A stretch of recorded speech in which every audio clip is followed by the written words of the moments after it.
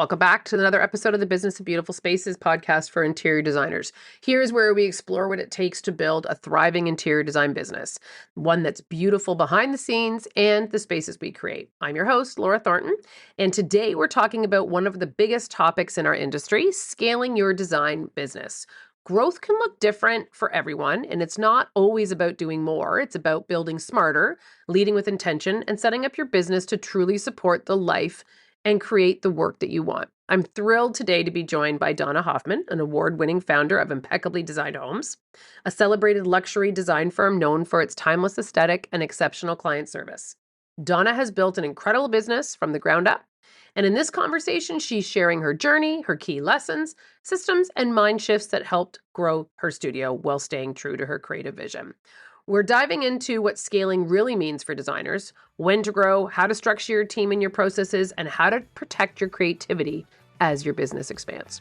So let's get into it. And before we start, quick reminder, a free way to support this show is by leaving a 5-star rating and a review if you can on Apple or Spotify or anywhere that you listen to your fabulous podcasts. And it helps other designers find the business of beautiful spaces. And as always, I love hearing what's resonating with you most. Here is my conversation with Donna. I hope you enjoy. Welcome to the Business of Beautiful Spaces, a podcast that's specifically for interior designers and decorators. This is the podcast for designers and decorators who love creating beautiful spaces, but also know that building a profitable business, it will makes it all sustainable. Hi, I'm Laura Thornton, and after nearly 30 years in the interior design industry and building a 7-figure design firm, I know firsthand how lonely it can feel running your own business. Making big decisions without a boardroom, without a business partner, or another executive team member to walk things through. That's exactly why this podcast exists. Think of me as your interior design bestie, the place you come for honest conversations, real action items, and a clear to-do list that you can apply today to move the needle forward and improve your bottom line. And if you can't get the answers you're looking for here, one-on-one mentorship with me is always available because no designer and decorator should have to figure this out alone. My goal with every episode is simple: to help you build a more profitable, confident design business and propel you into sustainable, successful future. So let's dive in. Welcome back to another episode of the Business of Beautiful Spaces. Welcome, Donna. Thank you for joining me today. My pleasure. I'm so happy to be finally face to face with you, or microphone to microphone with you. Microphone, yeah. I know I always call it the little boxes. It's like a COVID thing where everyone's in their little box on the screen. I want to start at the top. How did you first find your way into interior design? Yeah, I think like every designer on the earth, as a kid, I was pushing around things in my parents' home, and I was not allowed to push furniture, but I pushed accessories first. And then I hear, Donna, I liked where that was, please. And then eventually I went into TV. I didn't do anything having to do with design, and I was doing design OTS on the side. And my husband was always telling me I should do it full time, but I had another career, another business in television. And finally, one day he looked at a renovation I had done, and he said, I'm going to say this for the millionth time. You should be doing interior design for a living. And it was as if I'd never heard him before, Laura. I looked at him and I said, holy cow, you're right. This is what I'm supposed to be doing. And I took off like a shot, went back to design school and opened my business just in time.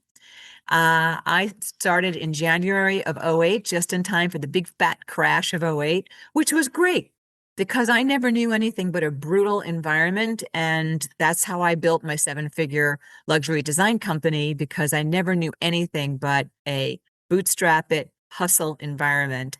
And just for anybody listening thinking, oh, well, maybe she married money.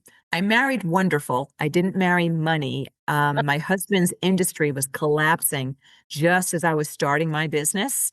His industry was collapsing and going overseas.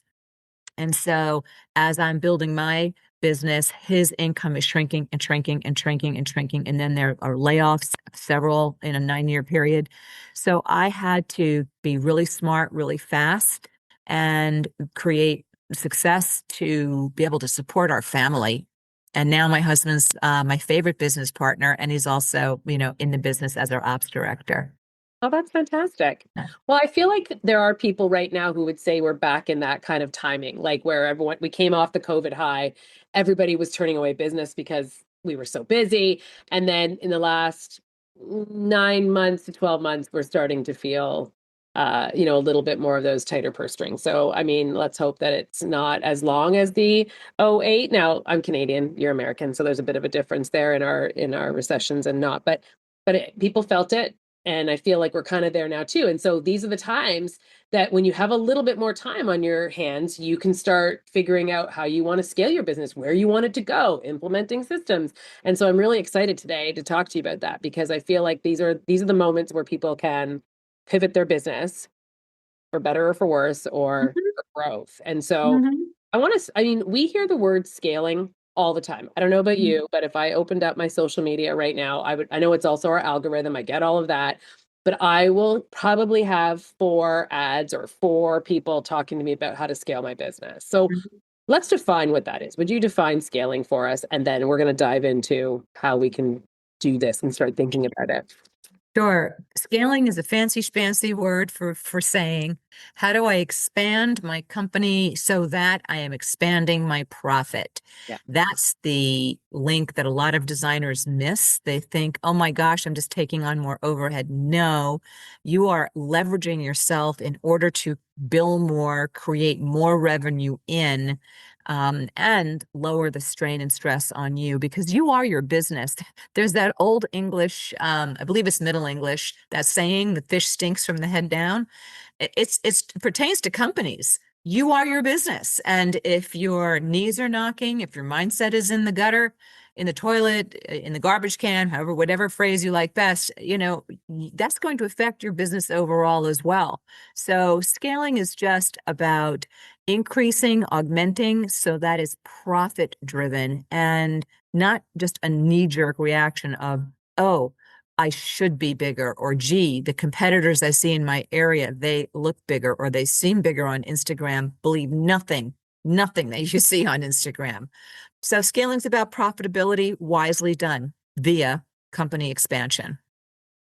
And I think a lot of people's misconception too, right off the and designers and decorators who I deal with all the time, we do mentorship here and we do a lot of things. And I think the one most common thread I have heard about scaling is they believe that means staff, or believes that they believe that means they have to bring people into their business. And like how would they do that? Who would I bring in first? And I agree with you. I don't always think it's people. It's how you're going to free up your time and make Mhm. more money for yourself and your business. And you can do that in many different ways, but it's funny the misconceptions of it. And sometimes it's just being brave enough to start buying the furniture pieces that you have already selected for your client, but you're afraid to buy. You're afraid of deficiencies. You don't know how to Mm. coordinate it. And that is scaling. That is scaling your business so that you are opening it up the opportunity to make yourself more money. And Yeah, and let me just say, like you, we do mentorship here. We have a 6-month online program as well. And um, I have said to my own team, but I teach to design CEOs that if you want to make the sexy 6-figure income, let alone the 7-figure billings annually, you have to sell furnishings. You cannot sell for service packages alone. And I will tell you, happy to share numbers with you. I book big fat design service fees outside of the furnishings. And I have said to our team, the day we are only selling service is the day I close our doors because the profit in a healthy, what I call a profit proud business is absolutely service as well as furnishings. So I agree with you. Scaling doesn't have to mean adding bodies full time. It can be 1099ers, but it also can be augmenting what you're doing in your business, what you're offering in your business. And I couldn't agree with you more. If I looked at my profit and loss, or I look at my last year's numbers, the design services number is the smallest revenue generator in our business. Absolutely. Yep. Like, truth be Yep. told, and to your point, I would go back and work in my home. I would not have any overhead. I wouldn't need any of it. And I'd go back and do that and scale the business way down if that was what was important to me. And for a lot of people, that's great that that serves you. But once you start seeing where you can be making profits in your business, that's the smallest number in my revenue stream is the design Hmm. services, Hmm. which Agree. I would Agree. never have thought of almost 3 decades ago, right? I would Yeah. have thought that this is what the job was, but it's evolved and it's changed. And to your point, you can make a very nice living if you are willing to, and wealth. You can generate wealth in your business. Not just, my biggest thing is, and you had said it, you're like, not every project is sexy. I say that all the time. And I built a 7-figure business on not having full home renos with photos and all the glamorous things. It was all the things that made it up, and you gain their trust, and then it becomes something bigger. But Right. just all of that to say is that, we all built our businesses in different ways, and now we're sharing, like you had mentioned, that it's mentorship for you as well. And when we were talking about this misconception of scaling, what do you think is that for you? Like, what do you find with your mentorship that you're finding is the biggest misconception? I know I shared mine. Are you finding something different? Yeah, so a couple of things. We coached interior design CEOs who I have either are either in their first 9 years of business growth, that first 9 years of scaling really, or they've been in business 20 plus years. But either way, both sides of the equation, they can't get their numbers to work. They're not making enough, right? The revenue isn't where they want it to be. Their profit, revenue and profit are different numbers. And I think one of the first misconceptions that happens for designers, whether you're under 500,000 in billing, under 350,000 in billing, over a million in billing, over a million plus in billing, is that somehow we are in an industry that is a no investment industry. For example, you open a bakery, of course, you've got a bricks and mortar location you need boxes, you need the flour, you need a case to Equipment. display it in, equipment, all that. And certainly our needs in our industry are a lot lower in terms of what you need to invest to run a business. But it's not a zero investment business.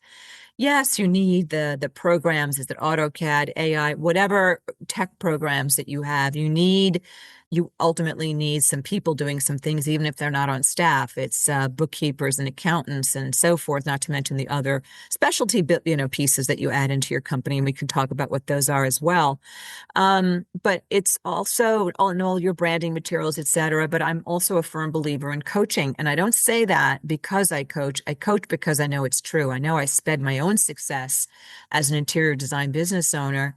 You heard my story. I didn't have time to screw around. I knew I had to be successful. I had to be successful fast. And I knew that investing in a savvy coach who got where I was would speed my growth and learning. But for me, I felt that a lot of coaches, even the best coaches I worked with, one of whom I still adore to this day, ultimately failed me because they didn't understand or address how creative brains like ours work as business people. But that's a different story. So one of the misconceptions is I don't have to invest in my business. And let me tell you something, your competitors that are rocking it, they are investing Their in business. coaching. They Absolutely. are. Yep. And I also think people outgrow coaches. You grow with the coach and then you're ready for the next step or the next step. As a coach, I'm not really interested in working with designers who are in that $1 million plus because they are dealing with a whole different set of challenges and scaling issues that I could coach them in, but I'm excited about getting people to that first million, to that 500,000, to that 350 first. So anywho, the idea that this is a non-investment business, I think that's a dilettante attitude, not a savvy business brain attitude.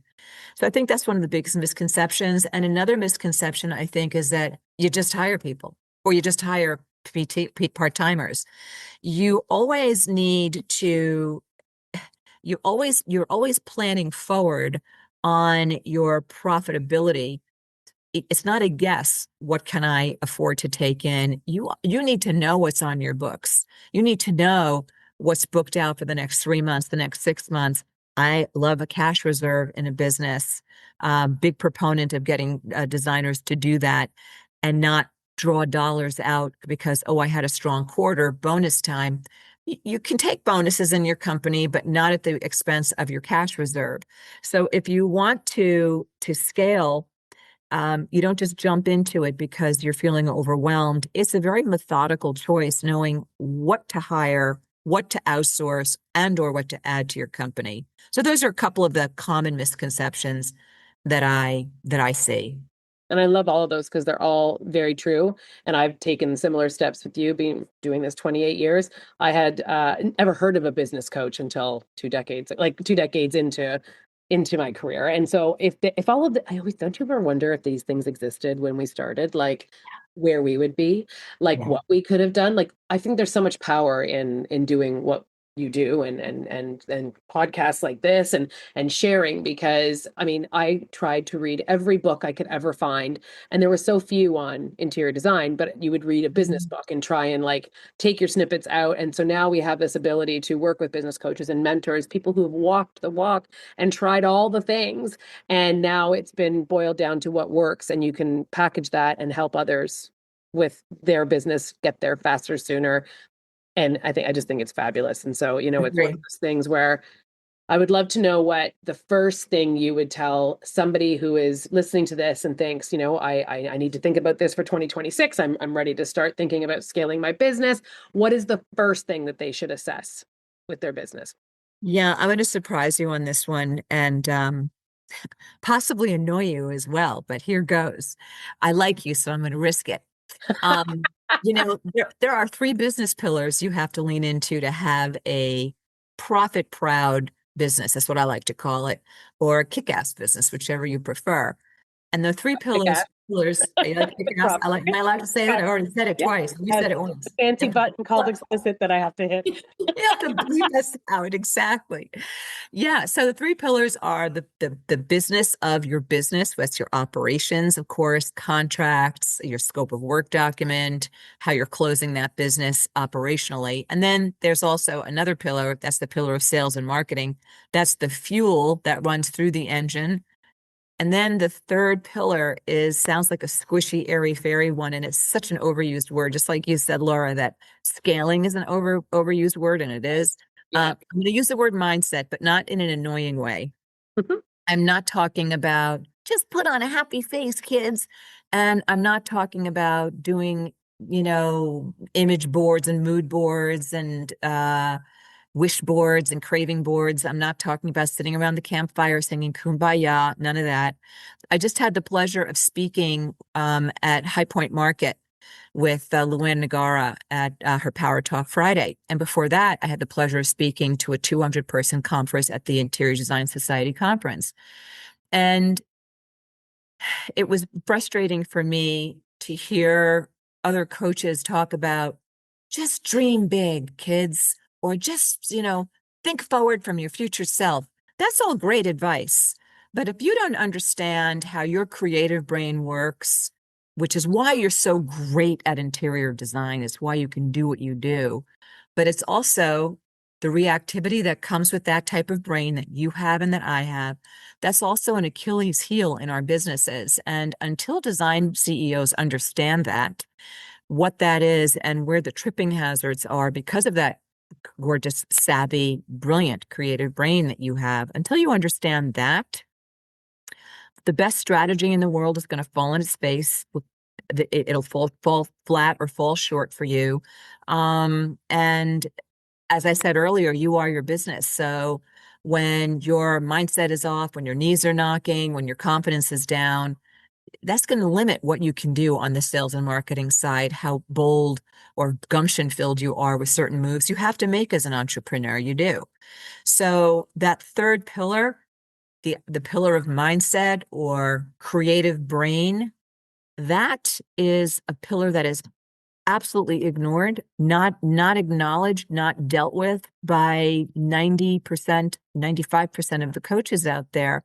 And I think it sets a lot of design CEOs up for a lot of frustration.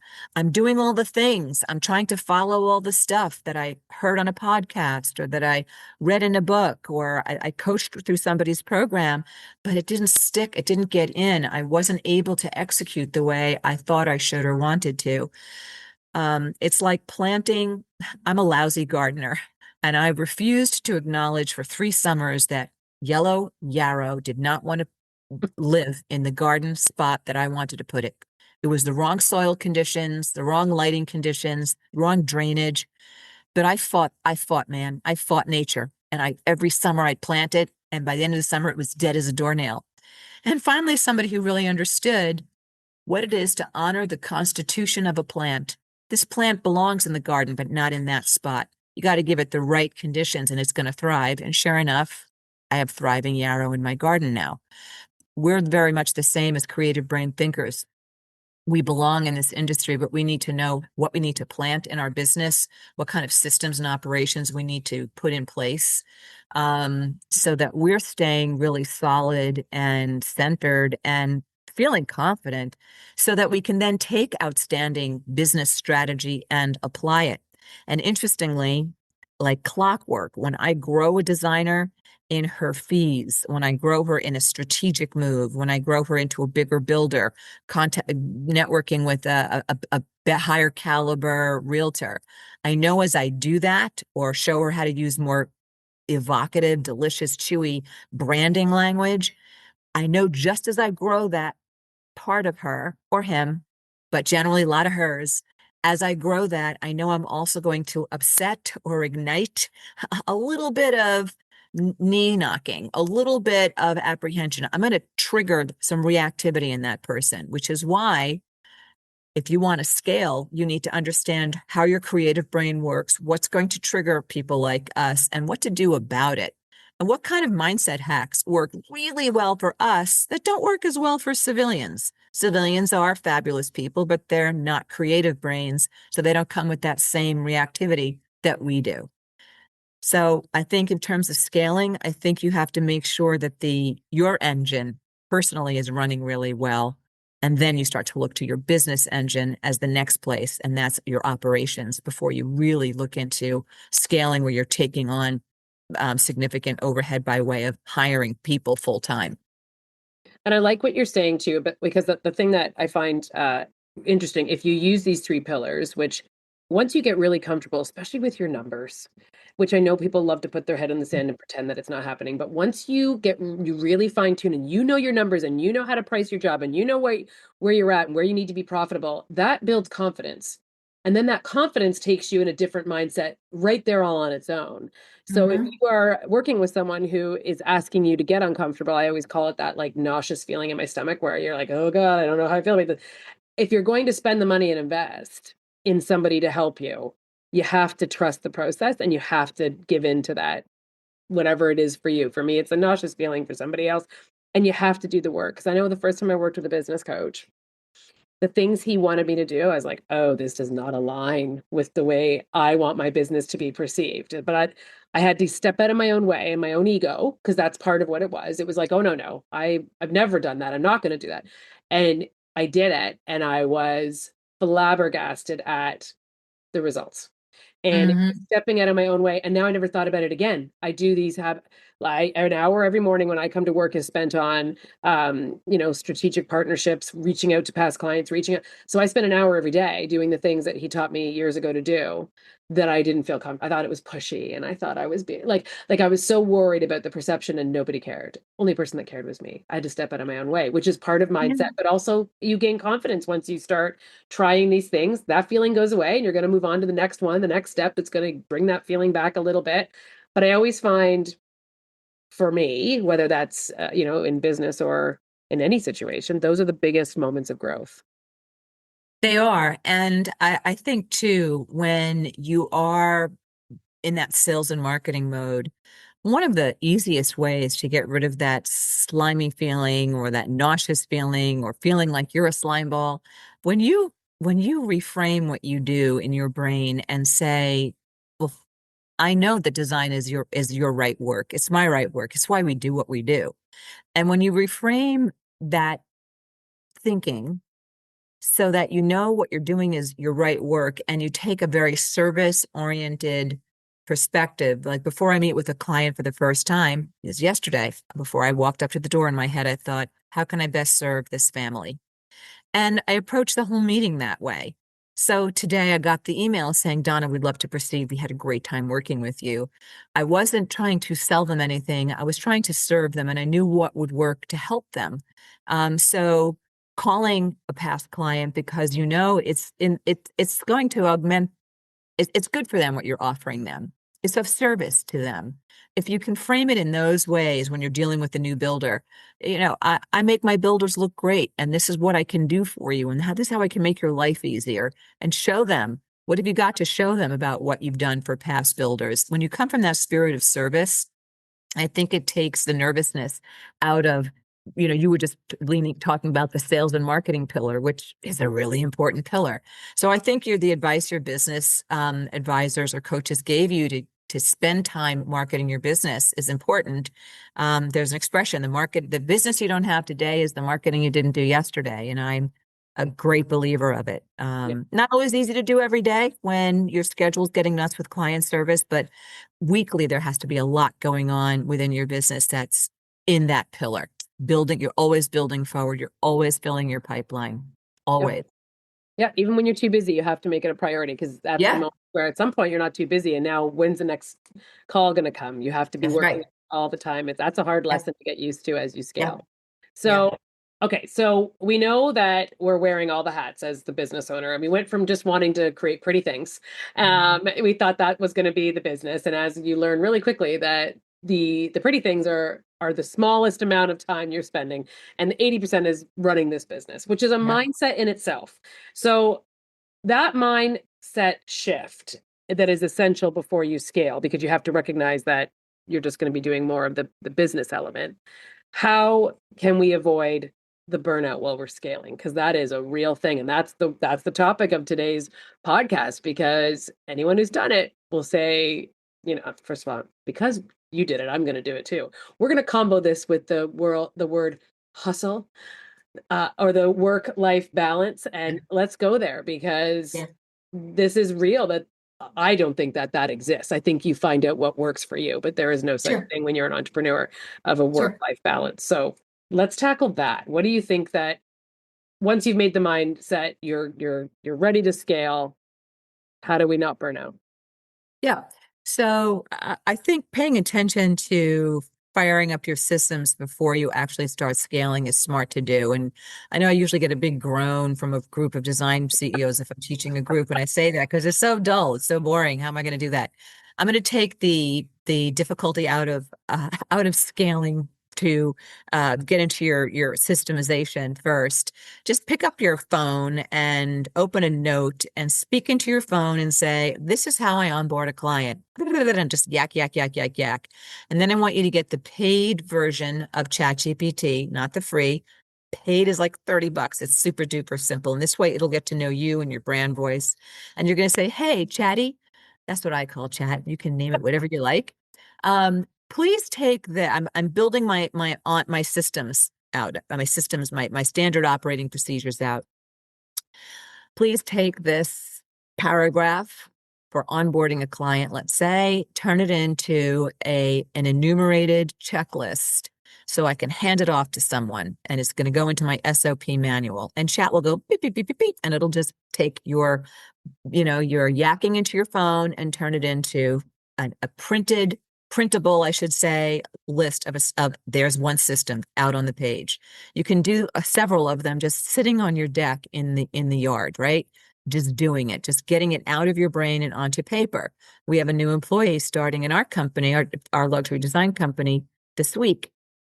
She's going to be going into that standard operating procedure a lot, that manual a lot. When I say, hey, Chloe, this is great. I have you set and ready to go. Any questions on this? Come to me. But first, I just want you to check things out in the manual. Now, for somebody who's just scaling, you want to get your systems down.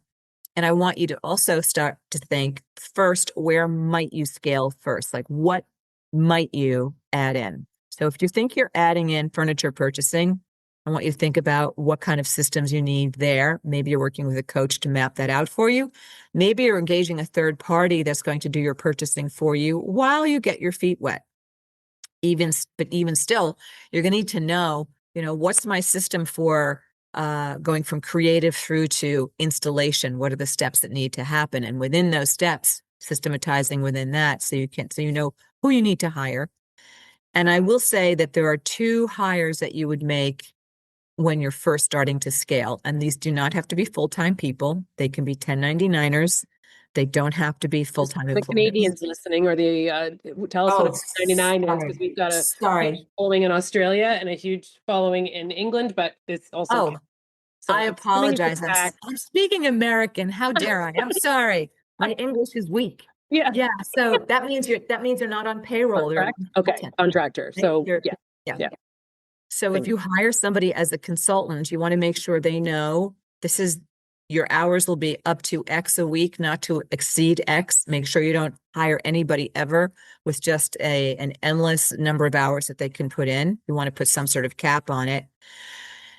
And within that, there are two places that are really the place to hire out either a junior designer or a project coordinator. So consider who's my first hire likely going to be, full-time or part-time, a full-time employee or a consultant.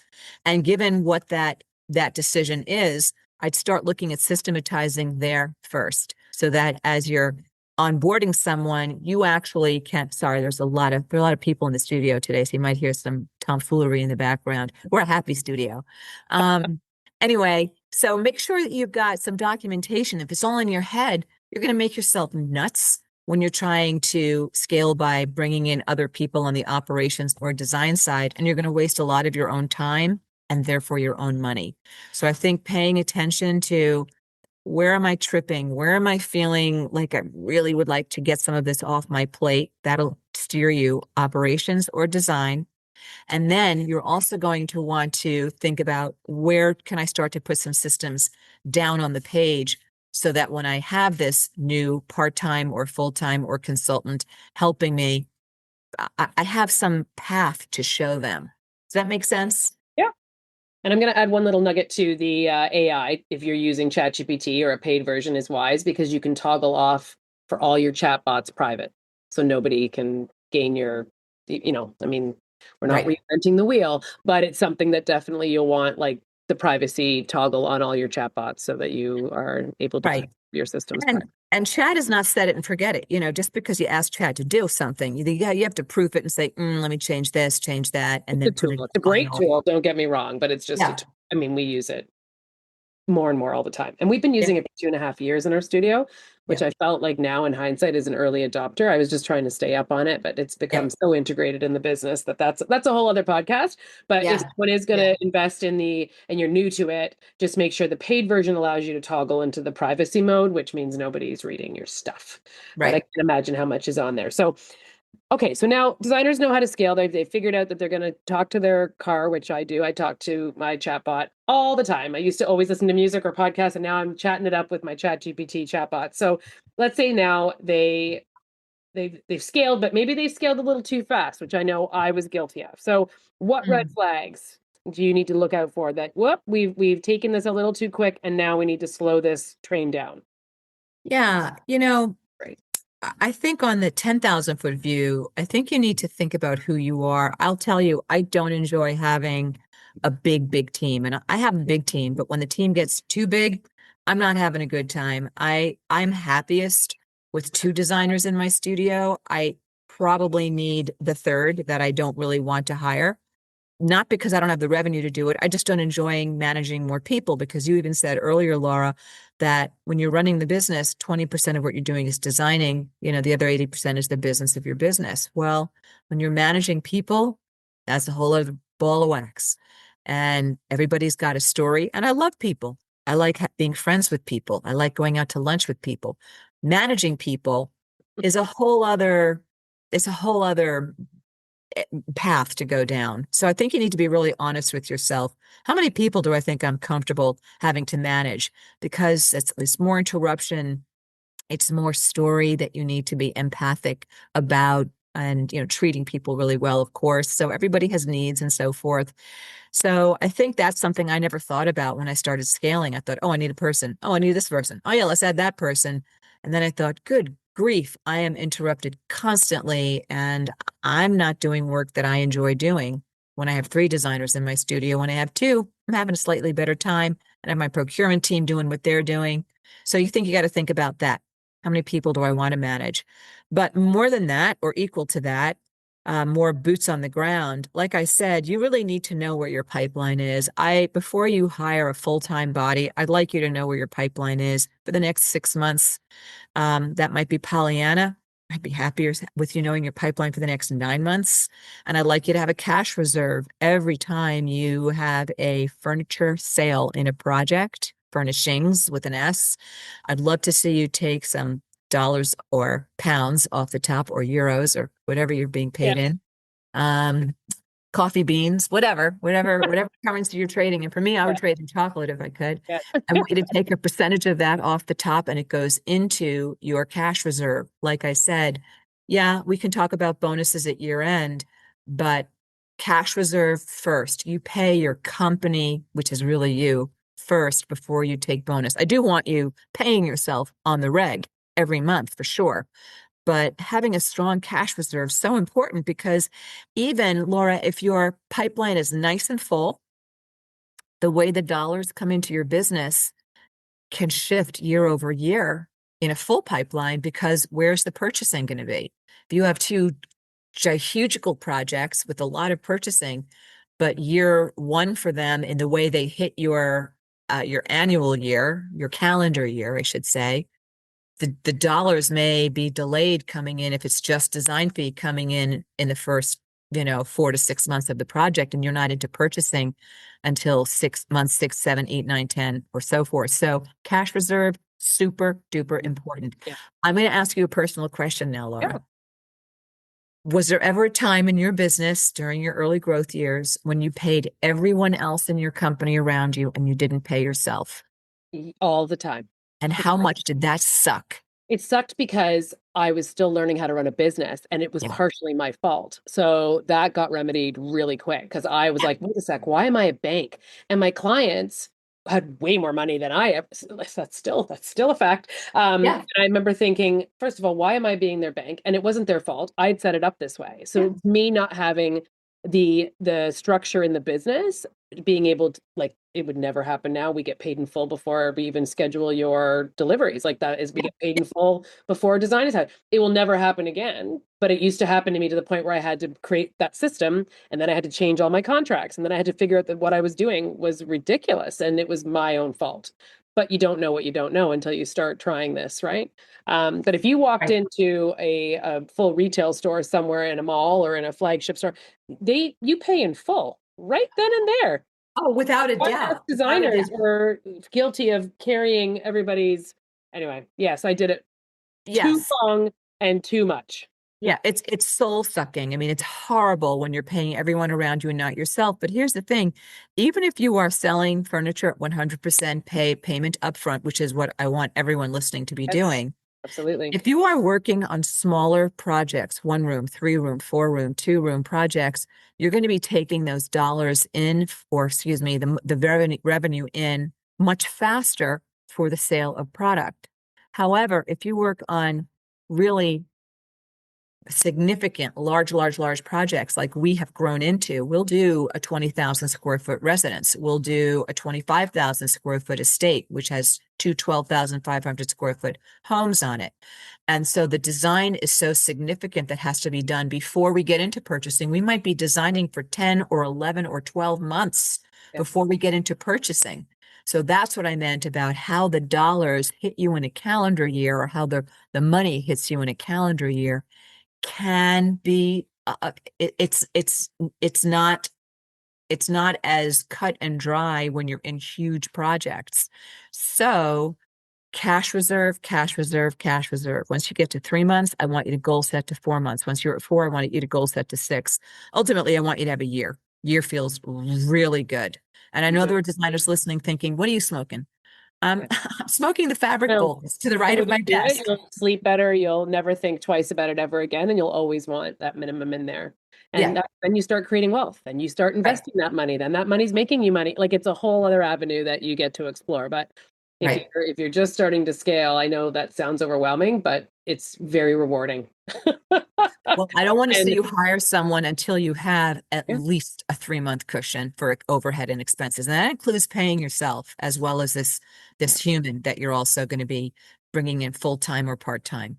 yep, You you have to be able to ride the roller coaster. If there's like when we all got ridiculously crazy turning away business in COVID and we were all riding up here and frequency was high, you have to also be able to do the roller coaster when it comes down and sustain those months. And you don't Mhm, lose the staff that you've invested in, and you don't want to lose your space and all the things, and you have to have that money put away. It's so important to mhm, have that in your business. I'm glad you brought that mhm, up because not a lot of mhm. people discuss that, and it is super important. Yeah. Yeah. Yeah. Okay, so that was a good one, and I lost my train of thought. Sorry. Okay, so the burnout with scaling, I liked what you said too about knowing your sweet spots because I know that we grew too fast, and I wasn't keeping up with the scale of the project pricing with the scale of the amount of people. Another lesson learned, right? So all of a sudden, I'm like, well, we have all these people, and we're all these big projects, but where the profits went down, I was more profitable. So you have to adjust a lot of things in your business as you start bringing in more team members. You can't keep charging what you were charging in the past when you have a space and the people and the seats and everybody has a computer and a phone and all those things. And Right. so along with that, I also know when I was a bigger firm, which I would never do again, I know my sweet spot. I was not sleeping. I would get to the office 3 hours before everybody else because those were my most productive 3 hours. I was staying 3 hours after everybody else because that was when I was the most productive. To your point, people are coming in, you're being, bothered all day. You still have to get to the site, you still have to do the things. And I had to figure out that I was burnt out. So I needed to know what those red flags were for myself. And it was that I knew that I had made it was too big and it needed to be down to where I Yeah. was able What, to. what would you say were your red flags for burnout? Not So sleeping. No, I am no. For me, it was I'm a numbers person. It was profitability. So for the amount of hours I was putting in, and for the amount of what we were making, I'm like, no, there's a disconnect because like I said, we grew too fast, started putting more people in the seats, and didn't adjust appropriately, and then the profits went down, and that was the red flag. Because I am just someone who, if there's a list, it's going to get done. Like Hmm. it'll get done. My Yeah. motto is it's never not, it'll always get done. Yeah. But I would then need I would need a vacation and I would need to get out of the space Right. to get Right. free of it. So I knew I still know that that's how I am. I still know my triggers. I still know what I can't, I will never do a staycation. I will 100% work. There's Yeah. no question. I'm Yeah. type A, but those are things that I'm okay with. Not everybody Yeah. is, but I am. And my Yeah. husband has his own business as well. So we both have the same like Yeah. So lifestyle. here are some other burnout red flags. You know you're burnt out if everything Laura just said is resonates for you at all. Here are some other triggers that I heard and have also felt myself. If you're thinking about closing down your business because you just can't take it, and you're thinking I have no quality of life. If you feel overwhelmed a lot, that's burnout. If you feel 100%. nonstop low grade stress constantly, that's burnout. If you both want to be engaged by new clients and yet you don't want to sign another client for a while, that's burnout. If you get emails or phone calls from clients, perfectly nice clients, and in your head you're thinking, again with this effing client, that's burnout. Yeah, By the time you're calling your client that in your head, you're burnt out. right. Person, woman, man, you Yeah, need a vacay. You need yeah. not just a Check vacay. out. Yeah. You need like Refreshing unit. a business chiropractic adjustment. Something is not Yeah. firing correctly. So when you're really firing on all cylinders in your business, you should feel genuinely enthused about what you do. Now, granted, every week has a Tuesday in it, right? It's just plain old Tuesday. It's not exciting. It's not sexy. That's how business is, right? Not every day you're walking around, with rainbows and daisies. But overall, you should be, enthused to get into the office, happy to be in the design studio, eager and enthused to meet with talk to new clients, excited about what you do, so that you love talking to new prospects about what you do and new builders and whomever. You're genuinely jazzed by what you do. If you're not feeling that, that's just a sign for you that nothing wrong with you. There's nothing wrong with your business, but your systems and strategies are off. That's all. And when we can realign that for you in a podcast like this or whatever other means that you choose, when you can realign that for yourself, boy, if things just start to feel better, and then you feel like I could keep doing this forever, and I get paid to do this. Yeah. Yeah.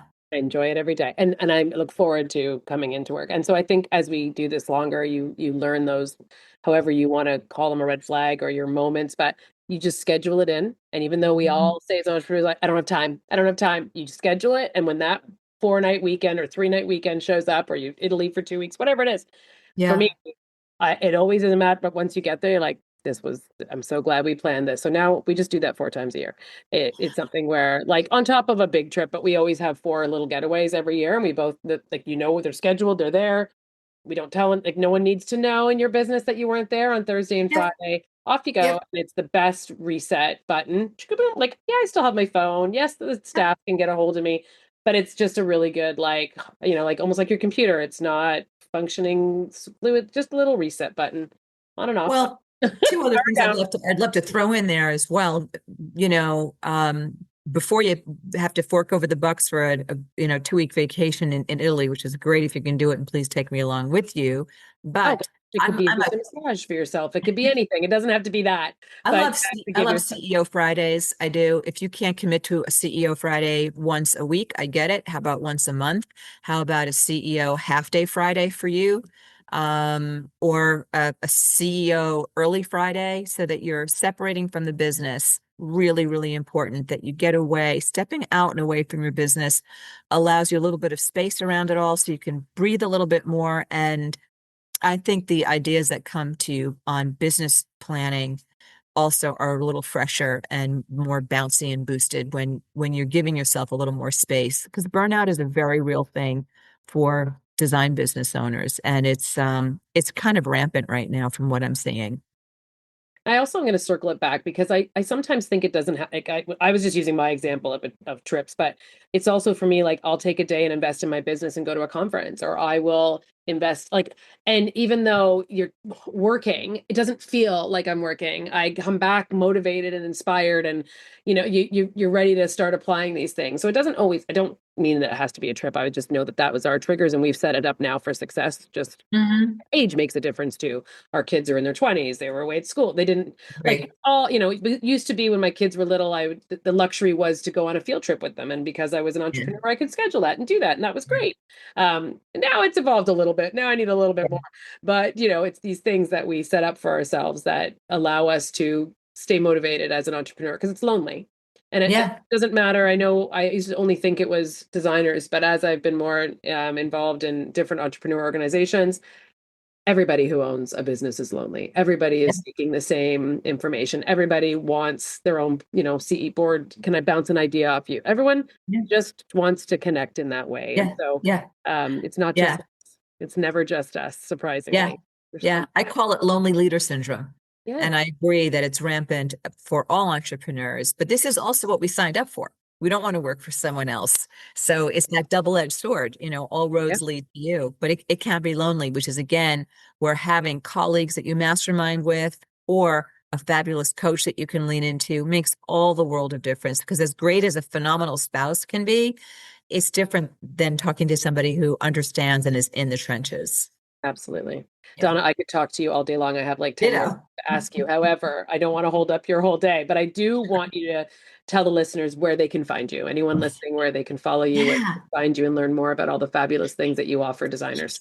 Sure, yeah, yeah, yeah. So you can find me on Instagram in two ways. You can go to our luxury design brand at IDH Designs, at IDH Designs, Impeccably Designed Home, at IDH Designs, or you can find our coaching brand at decorating.genius. It's at decorating.genius, where we put you into your zone of genius. And I'm not entirely sure when this is going to be airing, but I think this might be airing in early 2026 or late 2025. And I have this really phenomenal for 3 consecutive days. It's a business immersion called Ignite, and for an hour and 15 minutes a day for 3 days in a row in January, we're going to be leaning into each of the three business pillars: the business of mindset and creative brain, the business of your business, and then the business of sales and marketing. Digging into pricing structures, operations, scope of work, and so much more. And there are a lot of surprises. People love the Ignite business immersion. And it's super duper low cost. I think it's like $47 for an hour a day. You're in the Zoom room and you're with me, and that is happening. I should really know when that's happening. I'm going to put on Well, my I was just specs. doing it quickly, but of course it didn't happen quickly. So this is going to Sure. be out March, middle of March.